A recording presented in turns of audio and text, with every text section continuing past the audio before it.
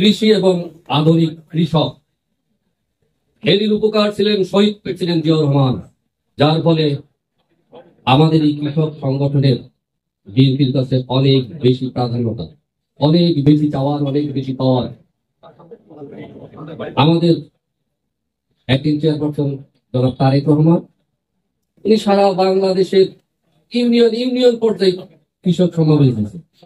এটা কিন্তু অন্য কোনো সংগঠন পায় নাই, একমাত্র শুধু কৃষক দলই পেয়েছে। আর এই কৃষক, বর্তমান যে কৃষক, আমাদের কৃষক দল বা কৃষক সংগঠন, এর পিছনে দুইজন লোকের নাম না বললে মনে হয় আমাদের এই কৃষক দল পরিপূর্ণ হয় না।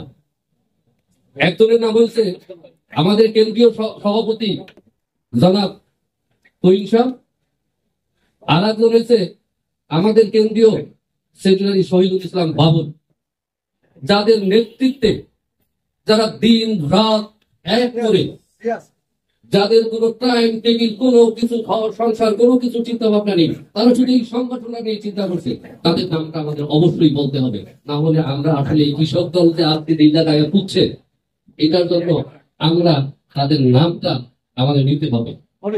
তারা আমাদের কাছে কৃষক দলের একটা রূপকার, যার ফলে তাদের নামটা আমাদের উচ্চারণ করতে হবে। আমাদের এই কৃষক দলের সকল কৃষক ভাইদের একটা জিনিস বলতে চাই, সেটা হয়তো আমাদের আগামী দল ক্ষমতায় এসে আমরা সেই চিন্তা ভাবনাটা মাথায় নিয়ে রাখছি। প্রতিটা জেলাতেই কোঅপারেটিভ ব্যাংক আছে। এইটা সামান্য ইন্টারেস্টে 1% বা 2% ইন্টারেস্টে প্রতি কৃষকের পরিবারের গৃহিণীকে ঋণ দেওয়া হবে। সেই ঋণটা দিয়ে আপনারা গরু, ছাগল, হাঁস, মুরগি বাড়ির আঙিনায় সবজি উৎপাদন করলেন, তাতে মনে হয় প্রতিটা কৃষক পরিবার খুব দ্রুত ডেভেলপ করতে পারে। এরপরে আর একটা যেটা হলো, প্রতি উপজেলায় কিন্তু সরকারের খাস জমি আছে। এই খাস জমিগুলোয় যদি আমরা সরকারের কাছে আবেদন করি যে আমাদের প্রতিটা উপজেলায় একটা করে ট্রাক্টর দেন, এই একটা ট্রাক্টর দিয়ে প্রতিটা উপজেলার চাষবাস করা হবে কিসের জন্য? শুধু বীজ, চারা, বিভিন্ন ফসলের বীজ উৎপাদন হবে। এই উৎপাদনটা হবে কেন? যারা নিম্ন কৃষক তাদের মাঝখানে বিতরণের জন্য। এইটা আমরা আগামীতে আমাদের সরকার যদি ক্ষমতায় আসে, ইনশাল্লাহ আমরা এই প্রযুক্তিতে যাব। সেইটা সরকারের কাছে আমাদের একটা চাওয়ার থাকবে। আমাদের সারা বাংলাদেশে যারা কৃষক আছেন, 80% কৃষক। আমাদের বিএনপির ভোট ব্যাংক কৃষক, আমাদের বিএনপির ভোট ব্যাংকটাই কৃষক। যার ফলে আমরা কৃষক যারা আছি, আমরা যারা কৃষকদেরকে নিয়ে কাজ করি, আমি নিজেও কৃষক, আমি একজন মাঠ কর্মী, আমিও একজন কৃষকের সন্তান।